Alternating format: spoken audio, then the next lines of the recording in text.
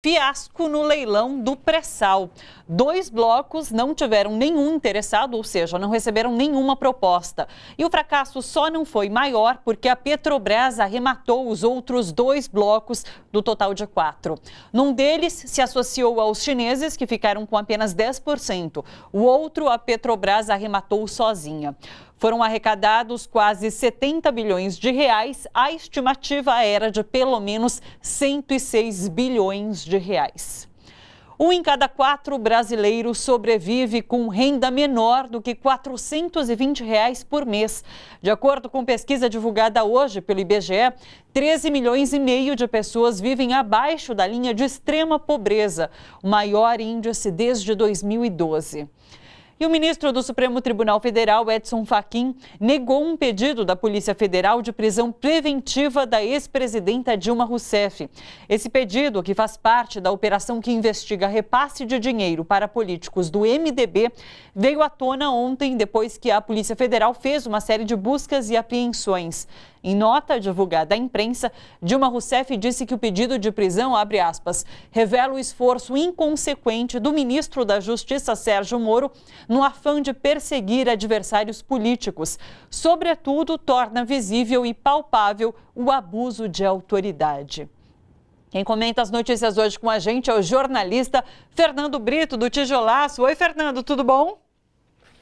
Tudo bem, Thalita, e acho que o que você chamou de fiasco na abertura é um sucesso para o Brasil, porque pelo menos, por várias razões que eu vou tentar analisar aqui, nós deixamos de perder, não é que nós ganhemos, porque nós já tínhamos essas áreas, nós deixamos de perder uma riqueza imensa. Primeiro, eu queria destacar que esse não é um leilão comum de petróleo. Não se trata de uma área onde há perspectivas de encontrar petróleo e há testes realizados comprovando a ocorrência. Não, essa é uma área que já foi delimitada, a sua comercialidade já foi declarada no final de 2014, no ano de 2015. Então, as reservas que estão ali estão mais do que dimensionadas. Como é que essa área surgiu? Quando em 2010...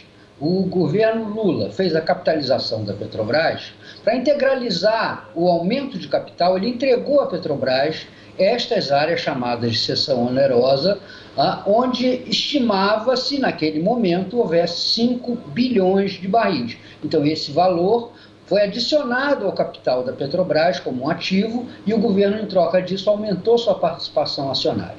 Só que a exploração desse campo, que na época ainda era chamado de Florim, não de Búzios, e outras áreas ali, o sul de Ara, o entorno de Tupi, que hoje ganharam outros nomes, foram revelando progressivamente depósitos de petróleo muito maiores do que aqueles que tinham sido estimados inicialmente. Inclusive, essa área de Florim, que virou o campo de Búzios, ela é maior do ponto de vista dos depósitos de petróleo, do que o próprio megacampo de Libra, que foi tão saudado na ocasião. Muito bem. O que aconteceu? O governo poderia ter estendido, mediante negociação, a exploração desses excedentes para a Petrobras. Não quis. A Petrobras pagaria o governo com uma parcela de óleo a ser determinada na extração do que passasse de 5 bilhões de barris, que era o contrato original. O governo quis tomar de volta esse valor e, para isso, ele teve que indenizar a Petrobras de direitos e investimentos que ela tinha feito. Daí que desse leilão já havia uma conta fixa a ser retirada. 36 bilhões de reais competiria ao governo pagar pela indenização dos gastos havidos pela Petrobras e dos direitos que ela tinha sobre a exploração desses campos. Foi essa a condição que o Tribunal de Contas impôs para permitir o leilão. O governo, então, colocou as áreas em leilão sabendo que teria esses 36 bilhões a pagar para a Petrobras. Só que a área é muito grande. O que se esperava teria 5 bilhões de barris, pode ter, afinal, algo em torno de 25 bilhões de barris, um pouco menos, talvez. E era nisso que o governo apostava para arrecadar os tais 106,5 bilhões de reais. Muito bem. O Brasil, claro, depois que passou a ter um governo neoliberal, etc. e tal, seria uma vedete, um imã atraindo com seu magnetismo neoliberal os capitais estrangeiros. E o que se viu foi justamente o contrário. Não houve atração de capital. Quem veio foram apenas 2 chinesas, assim mesmo com uma participação ínfima no campo de Búzios, que é bilhete premiado, que não tem risco nenhum. Eles vieram, vão aportar uma quantidade de dólares aí que não chega a 1,5 bilhão no pagamento desses bônus, que não é nada, e o resto fugiu. Fugiu por 3 questões, basicamente. A primeira é que o senhor Jair Bolsonaro, durante esses 10 meses de governo, desgastou ao extremo a nossa capacidade de ter credibilidade perante o mundo. O Brasil não é um país mais seguro para investir pela razão de que tem um governo que não desperta credibilidade no mercado internacional. Em segundo lugar, havia dificuldades no acerto entre quem viesse e a Petrobras pelos investimentos realizados nos campos. A Petrobras tinha investido muito e investiu muito bem, há vários poços já explorando petróleo naquela região, e isso teria que haver uma combinação com as empresas, isto é, além do dinheiro dos bônus de assinatura, que foi calculado lá em cima, e eu vou chegar nesse ponto depois, nós teríamos, para o investidor estrangeiro, a dificuldade de acerto com a Petrobras do ponto de vista contábil pelos investimentos. Terceiro motivo desse fracasso. O governo marcou o leilão e não teve a sensibilidade de ver que esta semana foi anunciada o IPO, a abertura de capital da Aramco. A Aramco é a estatal de petróleo da Arábia Saudita e é a segunda companhia mais lucrativa do mundo. Tem um lucro anual de 111 bilhões de dólares e estava colocando ações na venda. Ora, se eu sou investidor, isso é muito atraente para mim, porque ninguém duvida que na Arábia Saudita o petróleo seja quase, aliás, muito mais comum do que água. Então, isso favoreceu decisões de investimento, ou pelo menos precauções de investimento para investir na abertura de capital da Aramco e tornou menos atrativo o leilão de petróleo. Mas isso embute, apesar de ter sido uma boa notícia, não ter sido capturada pelas empresas estrangeiras a reserva de petróleo daquela região, isso embute um problema muito sério e que é danoso para o país. Você está vendo nesse quadro ali que tem um númerozinho, 23, alguma coisa, que é o excedente de petróleo. Como é que funciona esse regime de partilha? Tira-se o petróleo, desconta-se do valor desse petróleo retirado o custo de produção e a remuneração do operador. Então, quanto se gastou, isso inclui o investimento, inclui o equipamento, inclui o afretamento de navios, inclui o afretamento de plataformas, e tira-se esse valor e do restante entrega-se ao governo brasileiro uma parcela, que são aqueles 23%. Para que você tenha uma ideia, quando nós fizemos o leilão de Libra, a parcela a ser entregue para o governo era de 42%. Isso faz uma diferença muito grande, porque você imagina, o petróleo do pré-sal, ele tem um custo de extração hoje na faixa de 8 e pouco dólares por barril. Ele é muito mais barato que a média do custo de extração nacional, que anda na faixa dos 12, 13 dólares por barril. Por que ele é mais barato? Porque são poços que extraem 20, 25, 35, até 40 mil barris de petróleo por dia. Então, o custo desse petróleo se reduz enormemente. Então, este campo, por exemplo, de Búzios, ele tem hoje uma estimativa em torno de 10 bilhões de barris.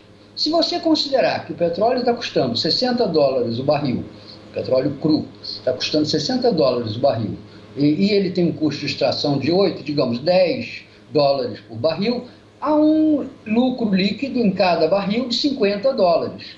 É só você imaginar o que é uma percentagem de 20% a menos em 5 bilhões de barris que valem cada um 50 dólares líquidos.